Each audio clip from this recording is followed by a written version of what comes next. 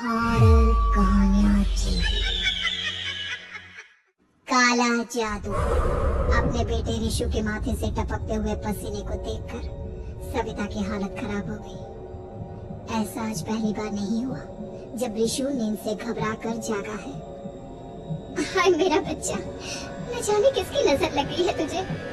जब से मेरे बच्चे ने 10वीं के एग्जाम में स्कूल टॉप किया है तब से रोज बुरे बुरे सपने आने लगे हैं। हाँ माँ, मैंने आज फिर से एक काले साए को देखा। वो यही मेरी आंखों के सामने खड़ा था। माँ मुझे बचा लो माँ। वो मुझसे कह रहा था कि मुझसे बदला लेगा। माँ कहीं ये प्रशांत। चुप कर, कैसी बात कर रहा है? दोबारा उसका नाम मत लेना। तुझे पता है ना, उस प्रशांत ने आत्महत्या कर ली, तो बार बार उसका नाम मत लिया कर। मम्मी, क्या सच में प्रशांत ने आत्महत्या की थी? चुप कर, बहुत सवाल पूछता है आजकल। और फिर रात के वक्त सविता के पूरे घर में एक अजीब सा काला धुआं छाने लगा। गहरी नींद में सोई सविता की जैसे ही आंख खुली उसका दम घुटने लगा। वो दौड़कर ऋषु के रूम की तरफ गई जहाँ उसके दरवाजे पर घूमती एक काली परछाई देख वो बुरी तरह से घबरा गई। कौन है वो? कौन है? सामने आओ। ये मैं हूँ, तुम्हारी काली करतूत।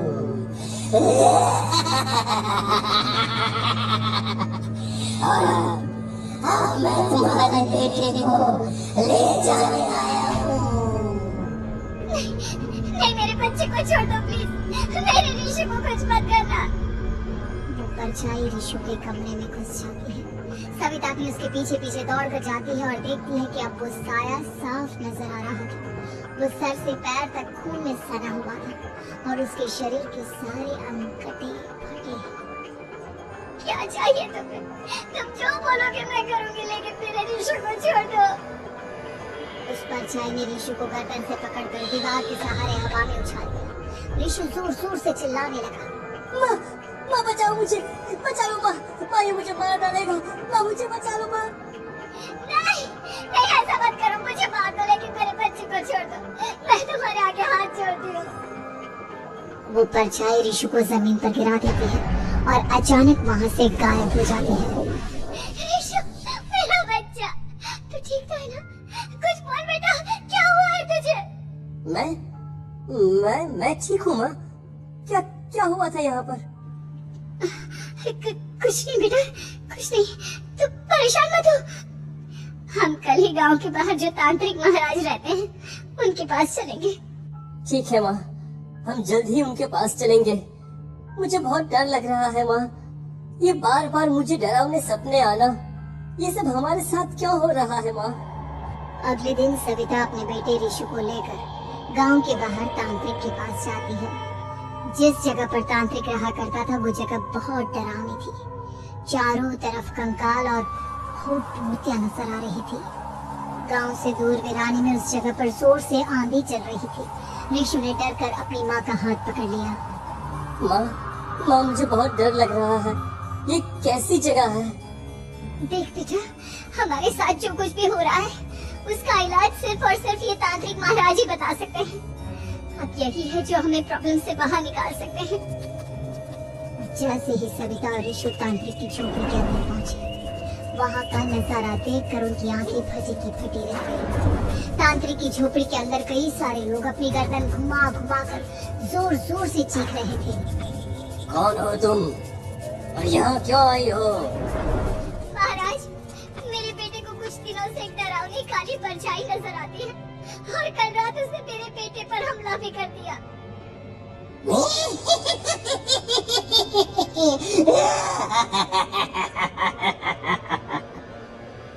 मम्मी हमें यहाँ से चलना चाहिए। ये जगह मुझे ठीक नहीं लगती। नहीं बेटा, ऐसा नहीं कहते। रुक जाओ, 2 मिनट के लिए रुक जाओ। क्या कहा? काली परछाई? तुम्हारे बेटे पर किसी काली परछाई ने हमला किया? हाँ महाराज, वो कह रही थी कि वो मेरे बेटे को कुछ कर देगी। कोई उपाय बताइए महाराज, मेरे बेटे के साथ कुछ गलत नहीं होना चाहिए। तुमने किसी दूसरे के साथ गलत किया है तो तुम्हारे साथ भी गलत होकर ही रहेगा। तुमने किसी की जान ली है, किसी को मार डाला है तुमने। नहीं महाराज, मैंने ऐसा कुछ नहीं किया। मैंने किसी की जान नहीं ली। मुझे कोई उपाय बताइए। लगता है तुम इतनी आसानी से नहीं मानोगी।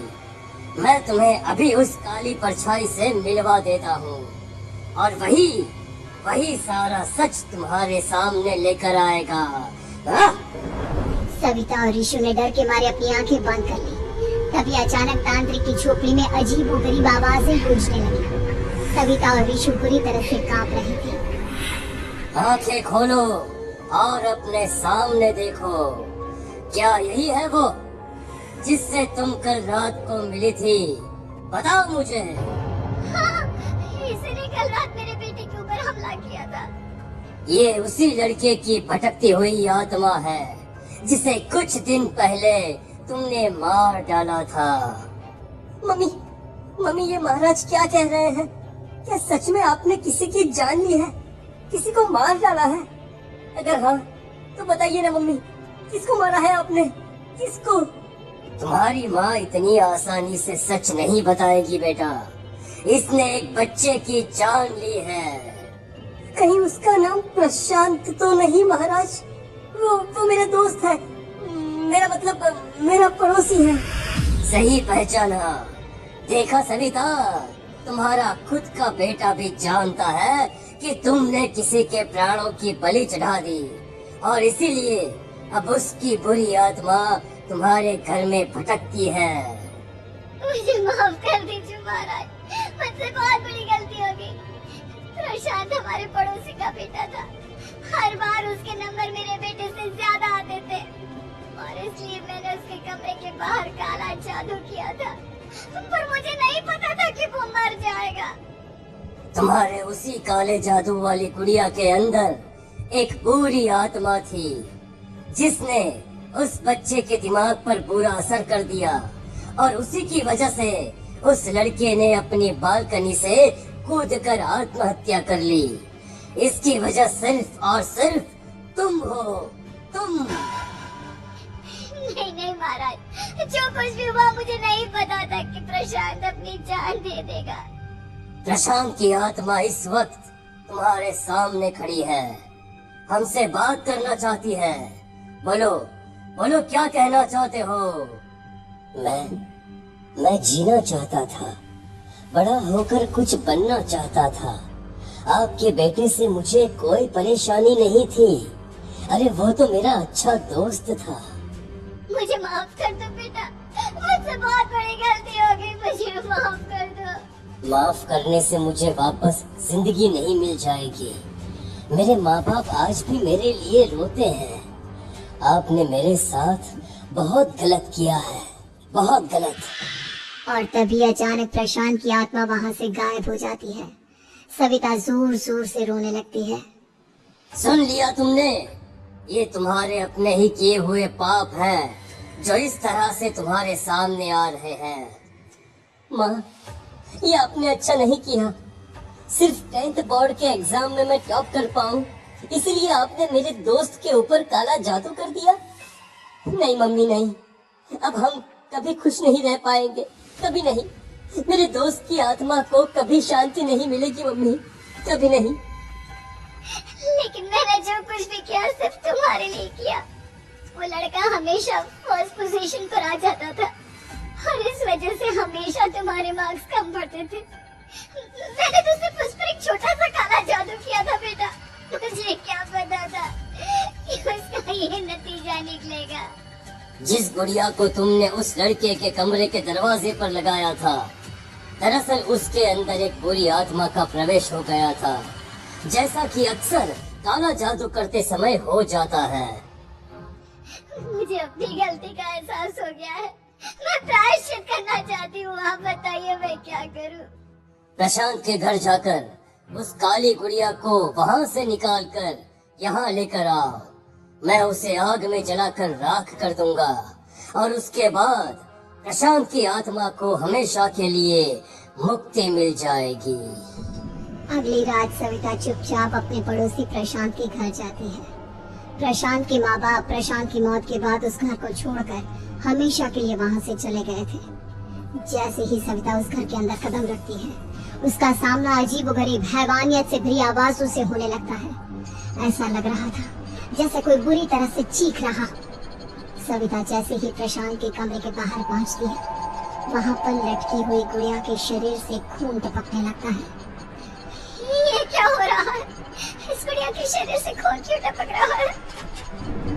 सविता हिम्मत करते हुए उस गुड़िया को वहां से उतारने की कोशिश करती है, लेकिन तभी अचानक से बहुत भयानक दिखने वाली औरत उसकी आंखों के सामने आकर खड़ी हो जाती है। मैं यहाँ से कहीं नहीं जाऊंगी, और अगर तूने मुझे यहाँ से हटाने की कोशिश की तो मार डालूंगी मैं तुझे।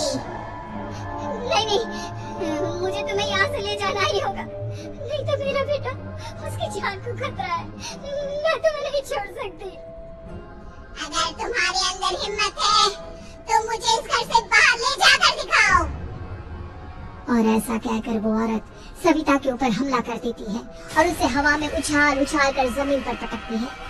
लेकिन तभी अचानक मौका देखकर सविता अपने हाथ में ली हुई सुई उसके हाथ में चुभो देती है।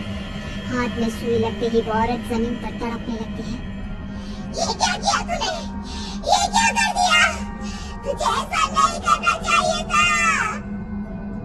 तांत्रिक ने मुझे कहा था कि तुझसे जीतने का सिर्फ यही एक तरीका है जिससे मैं अपने पापों का प्रायश्चित कर सकती हूँ और अपने बेटे की जान बचा सकती हूँ। और इसके बाद वो डरावनी दिखने वाली औरत एक छोटी सी जादुई गुड़िया में तब्दील हो गई और सविता ने उसे ले जाकर तांत्रिक को दे दिया। तांत्रिक ने जादुई गुड़िया को आग के हवाले कर दिया।